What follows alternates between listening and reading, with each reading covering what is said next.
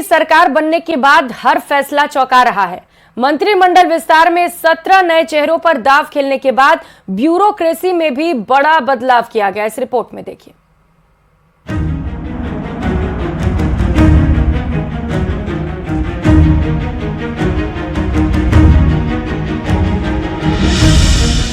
Bureaucracy में सबसे बड़ा बदलाव, सुधांशु पंत होंगे नए मुख्य सचिव।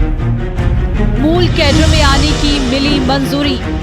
1991 बैच के आईएएस अधिकारी सुधांशु पंत राजस्थान के मौजूदा मुख्य सचिव उषा शर्मा की जगह लेंगे। मौजूदा मुख्य सचिव उषा शर्मा का कार्यकाल आज ही खत्म हो रहा है। सुधांशु पंत वर्तमान में केंद्रीय स्वास्थ्य एवं परिवार कल्याण विभाग में सचिव के पद पर कार्यरत थे। अब जान लेते हैं कौन है सुधांशु पंत। 1991 बैच के राजस्थान कैडर के अधिकारी, जयपुर, जैसलमेर, भीलवाड़ा में कलेक्टर रहे। जलदाय और कृषि विभाग में कमिश्नर रहे। वन पर्यावरण विभाग में प्रिंसिपल सचिव रहे। पीएचईडी में अतिरिक्त मुख्य सचिव भी रहे। राज्य प्रदूषण कंट्रोल बोर्ड के चेयरमैन रहे। लखनऊ के रहने वाले सुधांशु आईआईटी से बीटेक है। गहलोत सरकार में एचसीएम रीपा में भेज दिया गया था। इसके बाद पंत दिल्ली चले गए थे। भजन सरकार ने केंद्र सरकार को पंत के नाम की सिफारिश भेजी थी। मंत्रिमंडल विस्तार की रात को केंद्रीय मंत्रिमंडल की नियुक्ति समिति ने सुधांशु पंत को उनके मूल कैडर जाने की इजाजत दे दी। बता दें कि उषा शर्मा का कार्यकाल 30 जून 2023 को ही समाप्त हो गया था, लेकिन केंद्र सरकार से 6 महीने का एक्सटेंशन मिलने के बाद उनका कार्यकाल 31 दिसंबर 2023 तक बढ़ा दिया गया था। सरकार बदलते ही मुख्य सचिव की दौड़ शुरू हो गई। वर्षता में सुधांशु 7वें नंबर के आईएएस अफसर हैं। ये अफसर भी रेस में थे। IAS Sanjay Malhotra, IAS B Srinivas, IAS Rajeshwar Singh, Shubhra Singh, IAS Abhay Kumar, IAS Rohit Kumar. पहले संजय मल्होत्रा का नाम सबसे आगे था। वे वित्त मंत्रालय में रेवेन्यू विभाग में तैनात हैं। मल्होत्रा बजट से जुड़े कामों में लगे हैं, लिहाजा केंद्र ने उन्हें रिलीव नहीं किया। इसके बाद राज्य सरकार ने मुख्य सचिव के लिए सुधांशु पंत के नाम की सिफारिश भेजी थी। उषा शर्मा के बाद एक बार फिर ब्राह्मण अफसर को मुख्य सचिव बनाया गया है। माना जा रहा है कि पंत की नियुक्ति जातिगत समीकरण साधने के लिए भी की गई है। सुधांशु पंत को वित्तीय व्यवस्थाओं में बेहतर अनुभव है, जिसका फायदा भी भजनलाल सरकार को मिलेगा। Bureau report, news 18 Rajasthan. तो वहीं मंत्री संजय शर्मा ने न्यूज़ 18 से एक्सक्लूसिव बातचीत में कहा कि अलवर को एनसीआर से बाहर निकालने की हर संभव कोशिश करेंगे। उन्होंने कहा कि दिल्ली के प्रदूषण की सजा अलवर को क्यों मिले, वहां निर्माण कार्य रुकता है तो अलवर में भी निर्माण कार्यों पर पाबंदी लगा दी जाती है।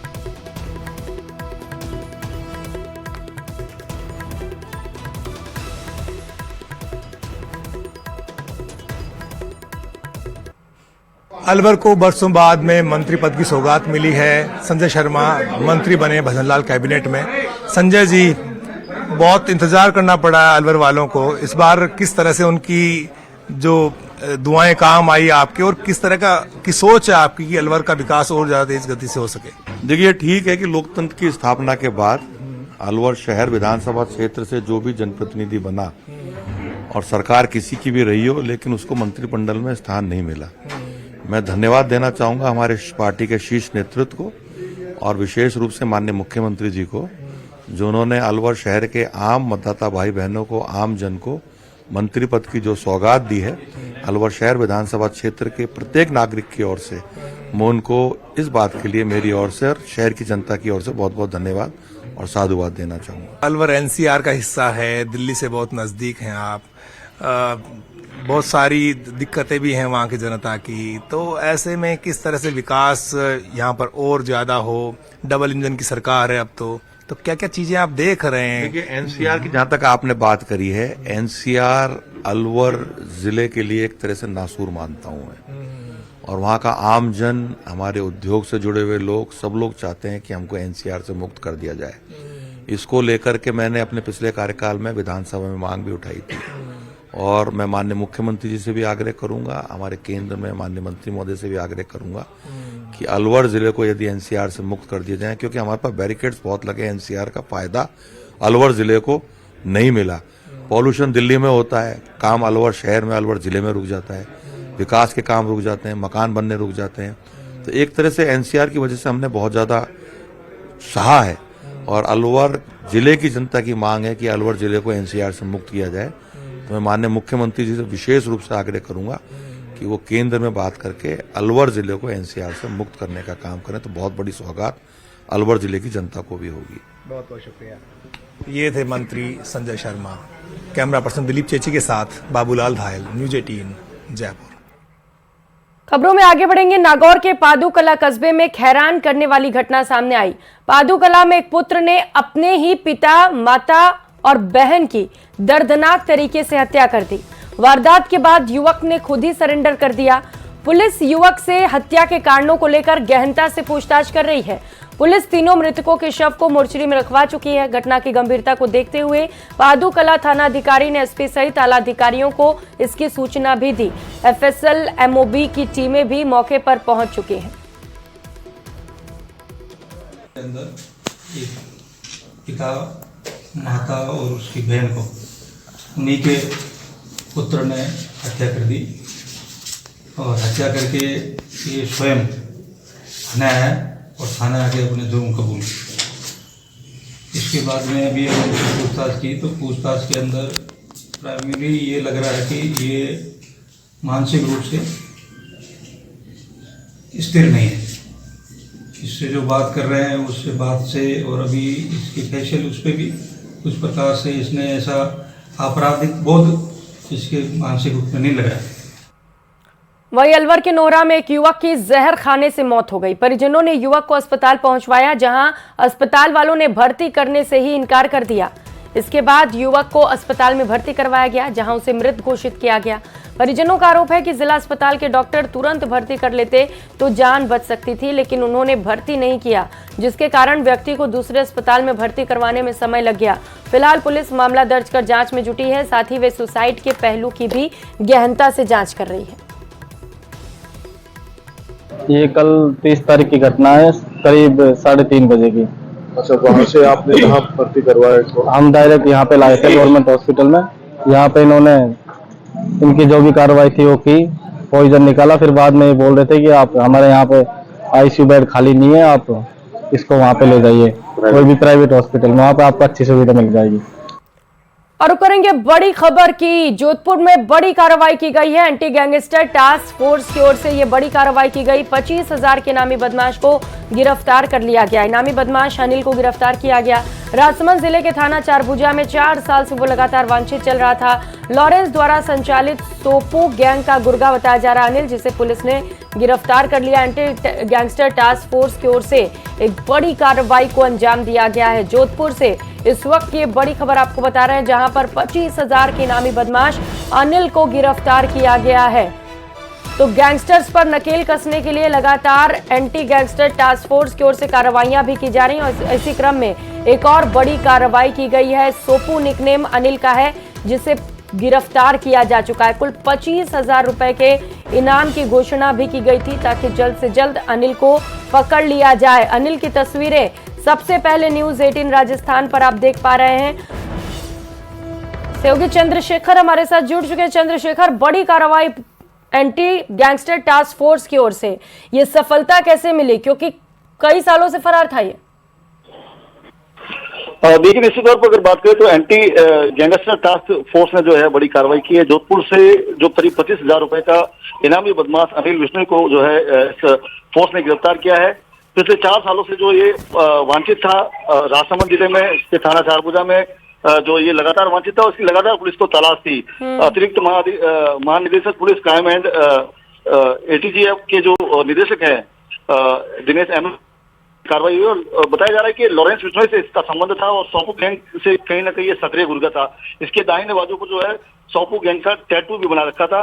और फिलहाल कह सकते हैं कि बड़ी कार्रवाई और इसके खिलाफ इसके विरुद्ध कई तरह के मामले थे, जिसमें आर्म्स एक्ट, NDPS एक्ट और हत्या के प्रयास थे। हत्या के जो मुकदमे इस पर दर्ज थे और लंबे समय से इसकी तलाश थी और रंगदारी वसूली की गई खेल था, उसमें भी कहीं ना कहीं सम्मिलित बताया जा रहा है। जी चंद्रशेखर, कई मामले इसके खिलाफ दर्ज हैं, जाहिर है कि पूछताछ भी की जानी होगी, कब तक कोर्ट में पेश किया जाएगा?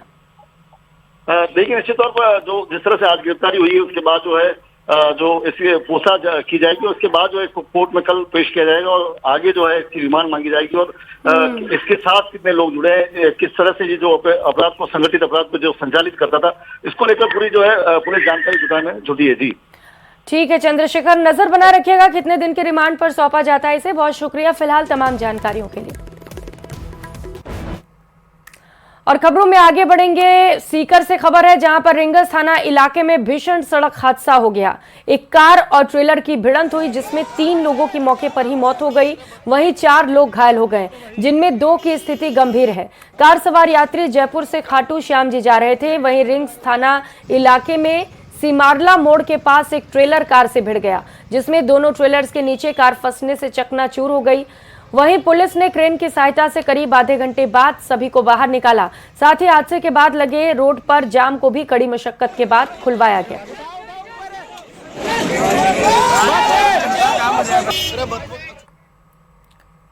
खबर टोंक से है। जिले के राजमहल सरपंच को जान से मारने की धमकी देने के मामले में पुलिस ने आरोपी को गिरफ्तार कर लिया है। दरअसल ग्राम पंचायत में सार्वजनिक तालाब में अवैध मछली शिकार की शिकायत मिलने के बाद सरपंच ने तालाब का निरीक्षण किया, जिसके बाद एक युवक ने सरपंच को जान से मारने की धमकी दी। पुलिस ने आरोपी पिता पुत्र में से पिता को गिरफ्तार कर लिया है, वहीं आरोपी पुत्र की तलाश जारी है। सरपंच को धमकी मिली है, उसको लेकर इस मामले में पुलिस की कोई संज्ञान मामला आया था, तो उसमें प्रार्थना पत्र पेश किया है सरपंच साहब ने, तो उसकी जांच की जा रही है। और जिसके ऊपर आरोप लगाया है अमन सनो विक्राम, उसको राउंड अप करके पूछताछ करके उसको 151 में गिरफ्तार किया जा चुका है। जांच जारी है, जैसी जरूरत होगी आगे कार्रवाई में लगाई जाएगी। मामले को लेकर ये कोई राजमहल पास में नदी में कोई मछलियां वगैरह निकाल रहे थे, इस बात को लेकर कोई कहासुनी होना सामने आया है। और अब बात टोंक की। शहर में एक बार फिर से अवैध बूचड़खानों को बंद करने की मांग जोर पकड़ रही है। दरअसल आरोप है कि सुप्रीम कोर्ट के आदेश के बाद भी नगर परिषद अवैध बूचड़खानों पर कार्रवाई नहीं कर रहा। लेकिन नई सरकार आने के बाद अवैध बूचड़खाने हटाओ समिति ने सांसद सुखबीर सिंह जौनापुरिया से मिलकर बूचड़खानों पर कार्रवाई करने की मांग करते हुए ज्ञापन सौंपा, जिसके बाद सांसद की तरफ से कलेक्टर को फोन कर आबादी क्षेत्र में अवैध बूचड़खानों को बंद कराने के लिए कहा गया। आरोप है कि एनजीटी के अवैध आदेश पर अवैध बूचड़खानों को बंद किया गया था, लेकिन अधिकारियों की मिलीभगत इन पर कोई रोक नहीं लगा सकी। आपको बता दें कि टोंक नगर परिषद क्षेत्र में करीब 2 लाख की आबादी है, जिसमें शहर की 70% आबादी मांसाहारी है, जिसके लिए 200 पशुओं के मांस की खपत हर रोज होती है। यहाँ 300 मीट की दुकानें बिना लाइसेंस के चलती हैं। मैं समझता हूं कि ये आज का नहीं, बहुत बड़ा ज्वलंत मुद्दा है। और जिस दिन 2014 में सांसद बना था, उस टाइम भी ये काफ़ी जोर से मुद्दा उठा था। अभी जिस हिसाब से शहर के अंदर में अवैध बूचड़खाने बंद कराने के लिए एक कमेटी बनी है और शहर के लोग काफ़ी उसमें जुड़े हैं, क्योंकि हर आदमी चाहता है कि मेरे टोंक से जब कोई निकले तो उस आदमी को पता लगना चाहिए मैं टोंक से जा रहा हूँ। यहाँ उल्टा पता लगता है कि एकदम जब बदबू आती है तुरंत आदमी रुमाल मुँह पर लगाता है। ये हालत थी। आज सुप्रीम कोर्ट ने भी ऑर्डर कर दिए, नगर परिषद नगर पालिका भी, एसडीएम ने भी, उसने मौके की रिपोर्ट जारी कर दी। जो आज से कुछ दिन पहले एक नेगोशिएशन हुई थी कि अगर कोर्ट में इन्होंने लिख के दे दिया था कि अगर वहाँ पर कोई भी, अगर आपको कुछ पूछ पड़ी पाए, सींग पड़ा पाए, कोई मांसपेशी हो, कोई हड्डी हो, तो हम इसको मानेंगे कि अवैध चल रहा है। राजस्थान म्युनिसिपल एक्ट का सेक्शन 271 ये कहता है कि किसी भी आवासीय या आबादी इलाके में या म्युनिसिपल पेरिफेरी में किसी तरीके से भी कोई स्लॉटरिंग नहीं हो सकती। वो जो इलाका है वो आबादी इलाका है, म्युनिसिपल पेरिफेरी में है, तो वहाँ किसी भी तरीके से लीगल स्लॉटरिंग नहीं हो सकती है। तो वहीं सीकर में बजाज रोड के पास एटीएम तोड़ने की वारदात सामने आई। एटीएम को गैस कटर से काटकर चोरों ने लाखों रुपए उड़ा लिए। वहीं मौके पर पहुंची पुलिस ने वहां पर जांच शुरू कर दी है। सूचना के मुताबिक चोरी किया हुआ एटीएम एसबीआई बैंक का है, जिसका संचालन हिताची कंपनी की ओर से किया जाता है। वहीं देर रात बदमाशों ने एटीएम को गैस कटर से काटकर पैसे निकाल लिए। प्रारंभिक जांच के मुताबिक एटीएम में करीब 29 लाख रुपए थे। हालांकि बैंक की ओर से कोई ऑफिशियल जानकारी सामने नहीं आई है। पुलिस ने सीसीटीवी के आधार पर बदमाशों की तलाश शुरू की है।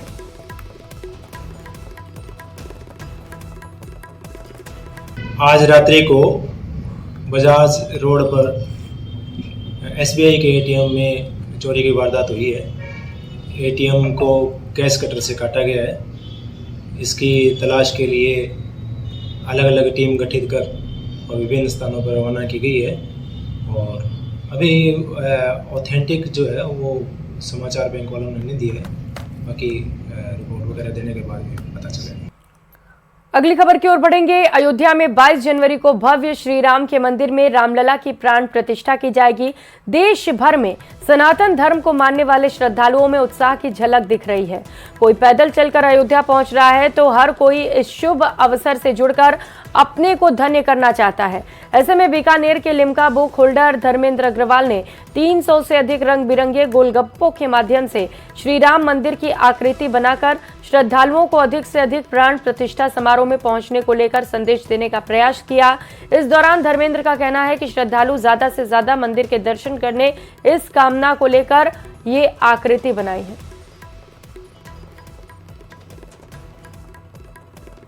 22 जनवरी 2024 को जो भव्य राम मंदिर का प्राण प्रतिष्ठा हो रही है, इसी खुशी में लोगों को मतलब हिंदुस्तान के लोगों को मतलब इंतजार था।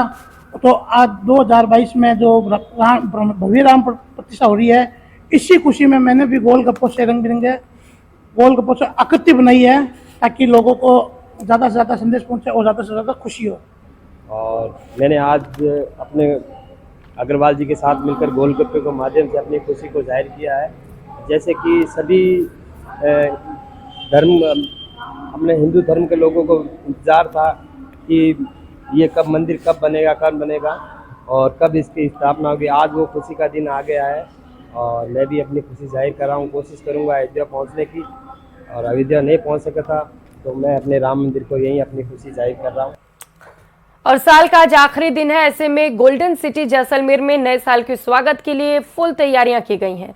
जिले में देश विदेश के हजारों सैलानी नए साल का जश्न मनाने आते हैं। एक दिन में करीब 20 से 25 हजार सैलानी पहुंच रहे हैं। जिले भर के सभी होटल और रिजॉर्ट फुल हो चुके हैं। जैसलमेर शहर में ऐतिहासिक जगहों पर जैसे सुनार दुर्ग, पटवा हवेली, सालम सिंह हवेली, गड़ीसर लेक पर सैलानियों का हुजूम उमड़ पड़ा है। तो सैलानियों की अच्छी आवक से पर्यटन व्यवसायियों के भी चेहरे खिल गए हैं। आज नए साल के जश्न के लिए बम्पर संख्या में लोग पहुंचे हैं। नए साल का स्वागत जबरदस्त उत्साह और आतिशबाजी के साथ की जाएगी।